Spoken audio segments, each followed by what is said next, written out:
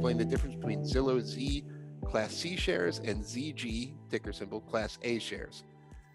So I'm going to answer this kind of from a broader perspective. You'll see a lot of stocks that have two different share classes that are publicly traded. Alphabet or Google is one, GOOG and GOOGL. You'll see Under Armour's one, UA and UAA. There are quite a few that have this dual class structure, and usually the difference is voting rights. One share class will trade for a slightly higher amount. I'm not sure which one it is with the Zillow off the top of my head. I think that the ZG is the one that has voting rights and Z does not, but don't quote me on that. But one has voting rights, one doesn't. The one with voting rights will always trade for a slight premium. If you care about being able to vote on your company's annual meetings, then buy the one with voting rights.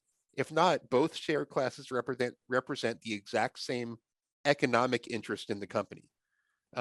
If they declare a dividend on one, they'll usually declare a dividend on another. If they, if the company announces 30 cents in earnings per share, that will apply to both of those share classes. The only exceptions are where a company has share classes that represent a completely different size of ownership, like Berkshire Hathaway.